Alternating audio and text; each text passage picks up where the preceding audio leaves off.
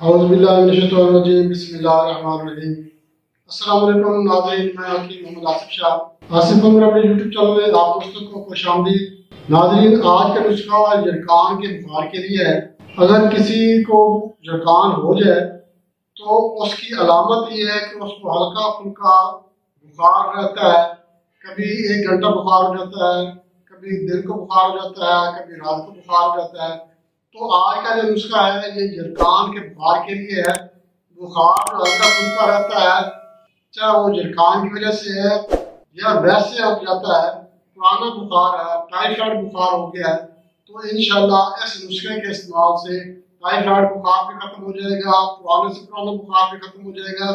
और अगर जरकान की वजह से बुखार होता है तो इंशाल्लाह वो भी खत्म हो जाएगा। दोस्तों, आज आपको जरकान के बुखार का इलाज, उसकी अलामत और वजूहात भी बताऊंगा इस वीडियो में। आप ये वीडियो मुकम्मल देखें ताकि आपको एक एक बात की समझ आ जाए। दोस्तों, जो जरकान की अलामत है, जरकान के बुखार की अलामत है, उसमें क्या होता है, जो रंगत होती है वो या पीली हो जाती है या बिल्कुल स्याह हो जाती है।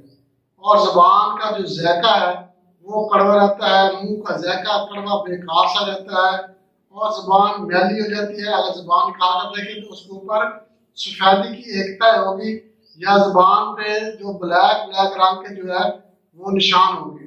हल्का हल्का सा बुखार रहता है, कभी फील होता है, कभी बिल्कुल महसूस नहीं होता बुखार। और कमजोरी बहुत ज्यादा हो जाती है और काम करने को दिल बिल्कुल नहीं करता।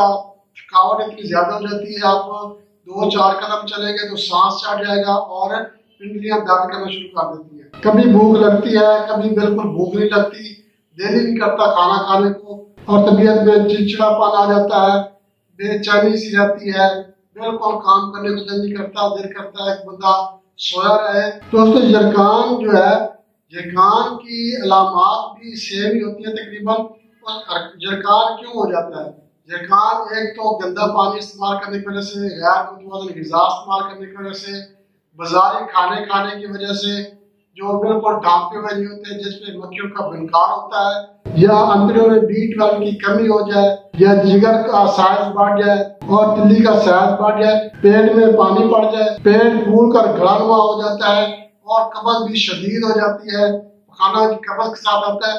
ये अलामत वजूहात मैंने आपको बताइए, तो ये जरकान की भी अलामत है। और ये जो नुस्खा है जरकान के बुखार का है, इंशाल्लाह इस नुस्खे के इस्तेमाल से जरकान को भी फायदा होगा और जरकान की वजह से अगर बुखार आपको रहता है तो इंशाल्लाह बुखार भी खत्म हो जाएगा।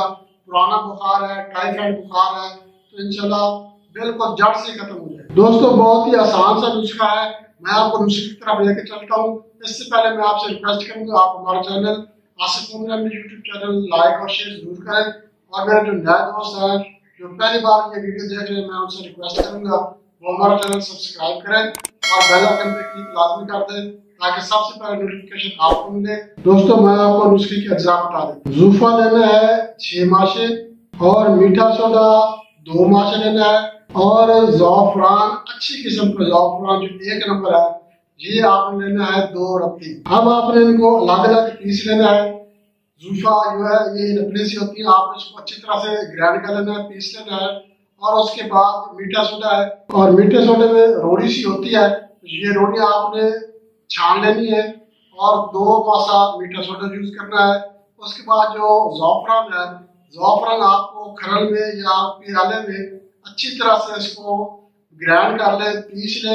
अब ये तीनों चीजें जब पीसन हो जाए, पाउडर फॉर्म में आ जाए, आपने इनको मिक्स कर लेना है। मिक्स करके आपने इनको महफूज कर लेना है किसी डब्बे में ताकि कोई हवा नमी वगैरह इस पे ना पहुंचे। अब तरीका इस्तेमाल जो इसका है वो आपने सुबह निहार को 1 माशा ये पाउडर जो है ये सफूफ 1 माशा सुबह निहार को कच्चे दूध के साथ इस्तेमाल करना है। इंशाल्लाह इस्तेमाल करेंगे आपको 100% रिजल्ट मिलेगा।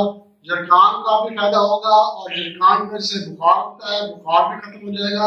अगर इसके अलावा आपको पुराना सा बुखार है, 50 साल का बुखार है, टाइफाइड का बुखार है या जिस किस्म का भी बुखार है, इंशाल्लाह इस नुस्खे के इस्तेमाल करने से बुखार हमेशा के लिए खत्म हो जाएगा। दोस्तों, इसके साथ ही इजाज़त चाहते हैं।